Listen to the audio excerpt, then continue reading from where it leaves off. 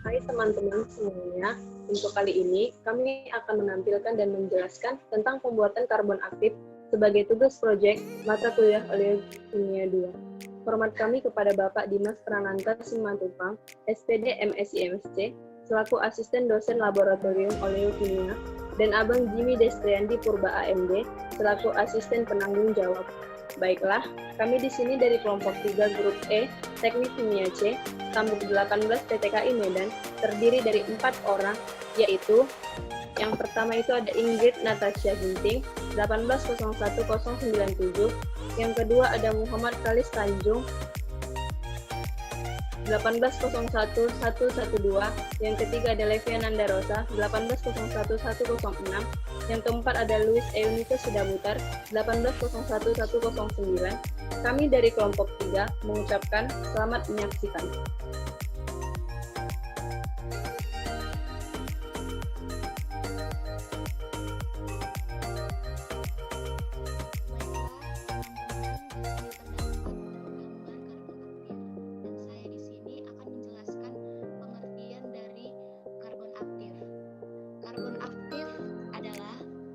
Dengan struktur amorfs atau mikroskristalin yang sebagian besar terdiri karbon bebas dan memiliki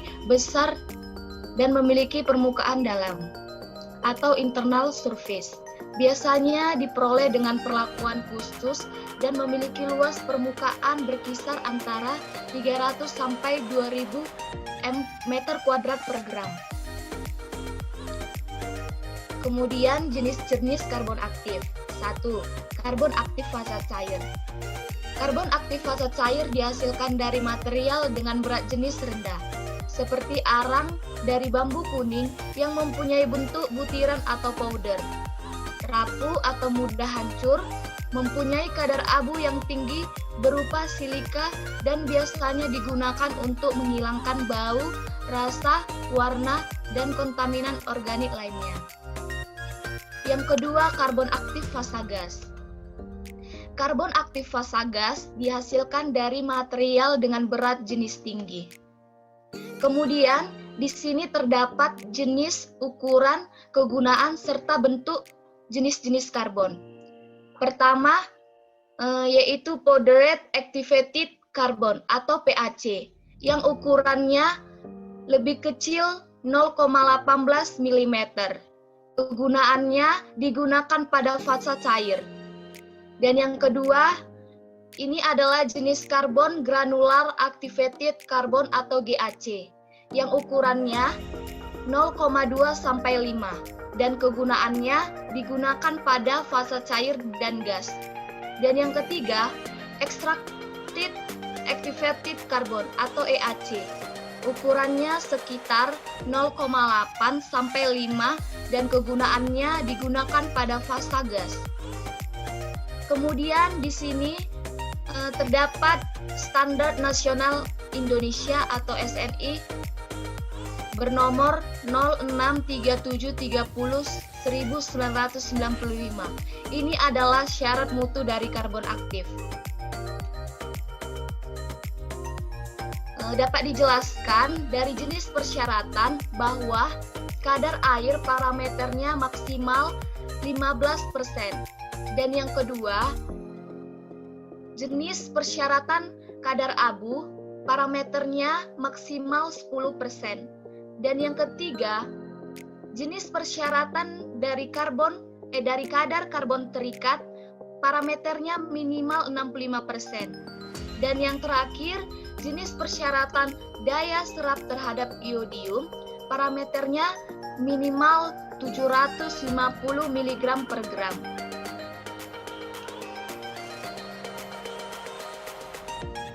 Baiklah, selanjutnya akan dijelaskan oleh teman kami, Luis.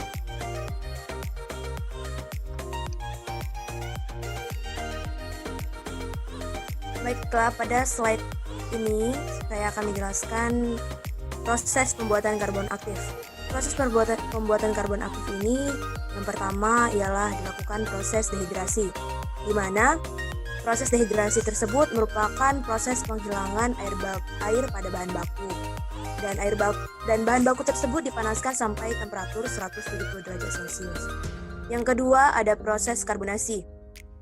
Proses tersebut merupakan proses pembakaran bahan baku dengan menggunakan udara terbatas dengan temperatur udara antara 300 derajat Celcius sampai 900 derajat Celcius sesuai dengan kekerasan bahan baku yang digunakan.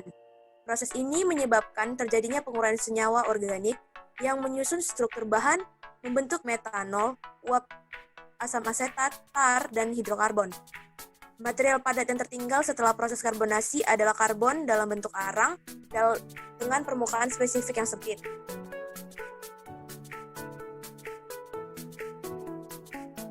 Yang ketiga, ada proses aktivasi, karbon aktivasi. Karbon aktivasi tersebut terdiri dibagi menjadi dua bagian, yaitu yang pertama ada proses aktivasi fisika dan yang kedua ada proses aktivasi kimia. Yang pertama itu proses aktivasi fisika.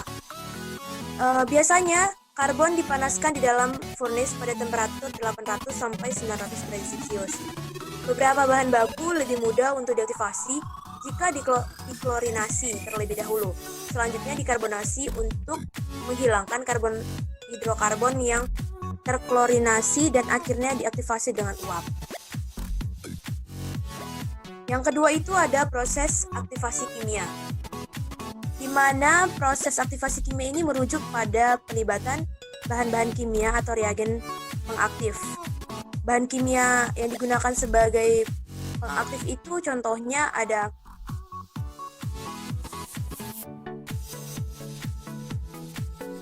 CaCl2, CaOH2 kali NaCl, MgCl2, NO3, HCl, Ca3PO4 2 kali, ZnCl2 dan sebagainya. Selanjutnya unsur-unsur mineral aktivator masuk di antara plat heksagon dari kristalit dan memisahkan permukaan yang mula-mula tertutup. Dengan demikian, saat pemanasan dilakukan, senyawa kontaminan yang berada dalam pori menjadi lebih mudah terlepas. Hal ini menyebabkan luas permukaan yang aktif bertambah besar dan meningkatkan daya serap karbon aktif.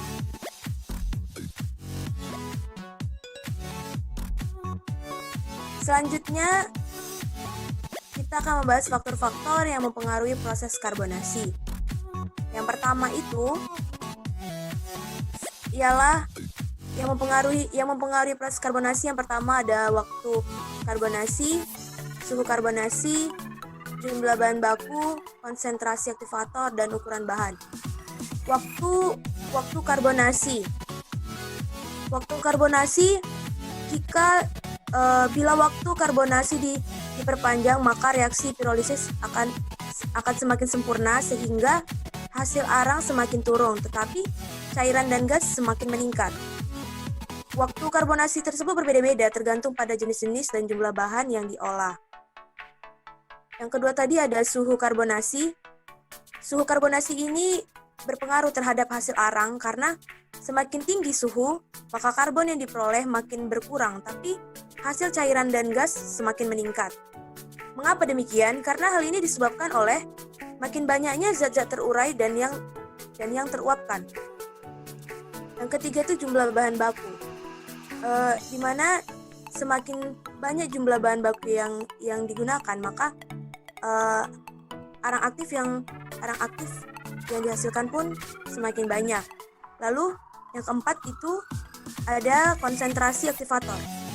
Semakin tinggi konsentrasi larutan kimia aktivasi, maka semakin kuat pengaruh larutan tersebut mengikat senyawa-senyawa tersisa karbonasi untuk keluar melewati mikropori-pori dan karbon, sehingga permukaan karbon semakin poros yang mengakibatkan semakin besar daya absorpsi karbon aktif tersebut.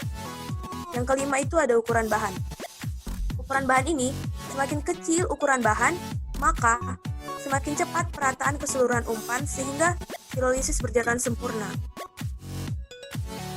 Demikian.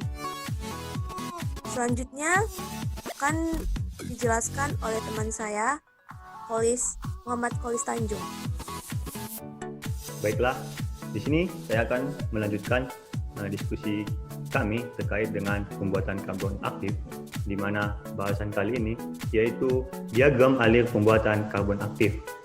Pada gambar diagram di sebelah kanan terlihat diagram alir pembuatan karbon aktif, yang mana dimulai dari awal yaitu pemilihan sabut kelapa sebagai bahan baku untuk pembuatan arang aktif sehingga menghasilkan arang aktif yang ada di bawah. Penjelasannya adalah sebagai berikut. Yang pertama adalah kita memilih bahan baku, di mana bahan baku ini yang kita buat contoh yaitu sabut kelapa. Karena sabut kelapa ini termasuk salah satu bahan yang mengandung banyak sumber karbonnya sehingga bisa menghasilkan arang aktif. Kemudian yaitu kita lakukan pengeringan di bawah sinar matahari, di mana ini berfungsi untuk mengeringkan sisa-sisa air yang terdapat pada sabut kelapa, yang ada pada sabut kelapa. Kemudian kita lakukan karbonisasi dengan suhu 350 derajat Celcius selama 1 jam. Di mana karbonisasi ini telah dijelaskan sebelumnya, yaitu berfungsi untuk melepaskan senyawa-senyawa yang tidak dibutuhkan untuk menghasilkan arang aktif dan juga melepaskan senyawa non-karbon, sehingga yang non-karbon terlepas dari yang karbon. Maka dihasilkan yaitu namanya arang. Kemudian arang tersebut dihaluskan dengan cara menggiling, menggunakan mautil, dengan menggunakan sebagai, yang penting dia alat untuk menghaluskan sehingga dia halus, kemudian dia merata. Setelah dia halus, kita lakukan pengayakan. Pengayakan ini berfungsi untuk memisahkan atau mengisolasi pada setiap-tiap daripada arang aktif ini sesuai dengan kadarnya, sesuai dengan ukurannya, sehingga dapat merata daripada arang tersebut. Kemudian kita lakukan aktivasi selama 24 jam. Aktivasi ini sudah dijelaskan sebelumnya, yang mana berfungsi untuk meningkatkan luas permukaan dan juga meningkatkan daya adsorpsi daripada arang aktif. Aktivasi ini dibagi menjadi dua, yaitu yang pertama dengan secara kimia dan secara fisika. Pada diagram alir pembuatan karbon aktif yang kami presentasikan ini, kami menggunakan aktivasi secara kimia, yaitu dengan mencampurkan antara H3PO4 1 molar dengan arang aktif yang terkandung di dalamnya yaitu karbon, sehingga bereaksi di antara mereka yaitu menghasilkan pori-pori. Pori-pori inilah yang menghasilkan arang aktif. Kemudian dilakukan pencucian dengan aqueous. Hal ini dimaksudkan untuk yang membersihkan daripada arang aktif tersebut. Kalau misalnya dia aktivasi secara fisika, dia itu berfungsi untuk mendinginkan suhu yang tinggi, karena aktivasi secara fisika ini bahkan sampai beratus-ratus derajat Celcius. Maka untuk itu kita harus mendinginkan. Kalau secara kimia dia kita membersihkan. Kemudian setelah itu kita lakukan penyaringan. Penyaringan ini berfungsi untuk memisahkan antara aqueous dengan arang aktif, sehingga terpisahlah mereka dengan menggunakan penyaringan. Kemudian kita lakukan pengeringan pada suhu 110 derajat Celcius selama 1 jam. Hal ini berfungsi untuk menyaring atau menguapkan sisa-sisa aqueous yang masih melekat pada arang aktif. Dilakukan selama 1 jam agar proses ini sempurna. Kemudian maka dihasilkanlah yang namanya produk arang aktif, yang mana akan diproduksi untuk secara komersial atau secara laboratorium. Lanjut.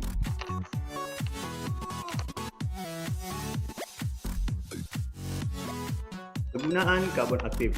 Pastinya setiap praktikum yang kita lakukan, setiap produk yang kita hasilkan itu pasti memiliki kegunaan.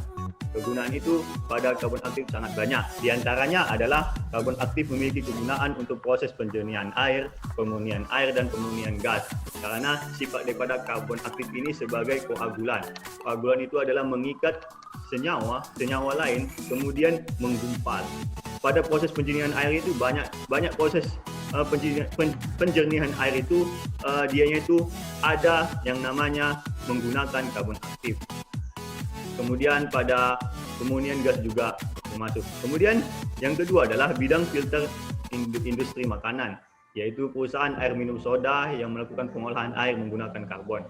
Kemudian bidang farmasi penetral dari berbagai limbah obat-obatan dan racun dari rumah sakit dan sebagainya. Kemudian kebutuhan pabrik kimia penetral agar air limbah yang dibuang tidak lagi berbahaya bagi kehidupan sekitar.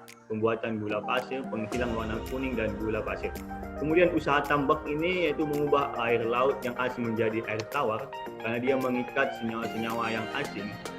Kemudian dia usaha laundry menyaring air sisa sabun. Lanjut. Berikut adalah video terkait dengan pembuatan karbon aktif secara industri rumah tangga. Ayo sama-sama kita saksikan pada slide berikut ini, pada video berikut ini. Assalamualaikum, hari ini saya mengajak kalian melihat teknik dan langkah pembuatan arang batok kelapa dari gudang kelapa Sanova di Desa Palukaya Kuningan, Kecamatan Misau. Pertama, siapkan drum bekas yang telah dilubangi. Kedua, susun tempurung batok ke dalam drum kira-kira 1/4 bagian. Kemudian, arang yang dibakar sampai menyala. Setelah batok kelapa menyala, masukkan kembali batok 1/4 bagian lagi dan seterusnya hingga penuh. Setelah proses pembakaran selesai, kemudian tutup dengan plat besi yang dilapisi dengan tanah liat. Prosesnya sangat mudah. Apabila Anda memiliki tempurung kelapa, jangan dibuang. Anda bisa mencontohkan proses pembuatan ini. Dan nantinya juga Anda bisa mempergunakan untuk kesehatan Anda. Selanjutnya, arang yang telah di-packing akan diekspor keluar, terutama negeri Qatar. Kegunaannya pun bermacam-macam. Arang ini disebut sebagai arang aktif. Arang ini akan dijadikan sebagai bahan kecantikan hingga proses pembuatan toner atau tinta mesin fotokopi.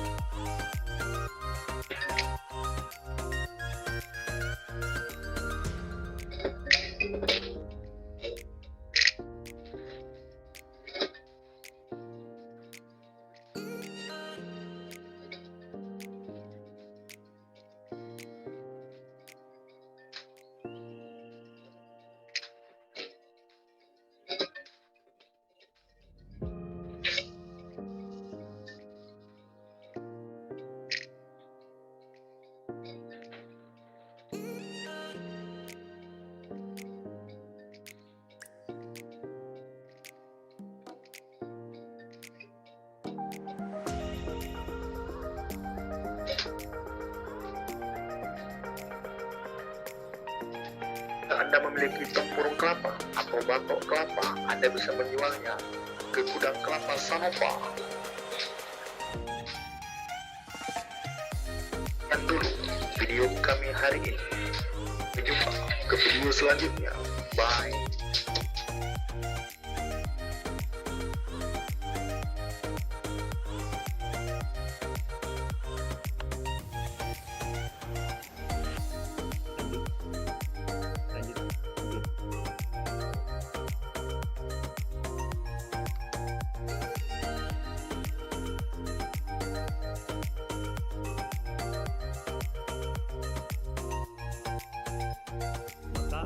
Berakhirlah atas video yang telah kita tonton bersama-sama, maka itu sebagai penutup daripada penyampaian saya. Saya kembalikan kepada moderator.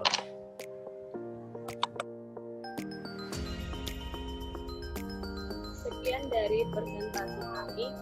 Lebih kurangnya kami dari kelompok 3 mengucapkan terima kasih.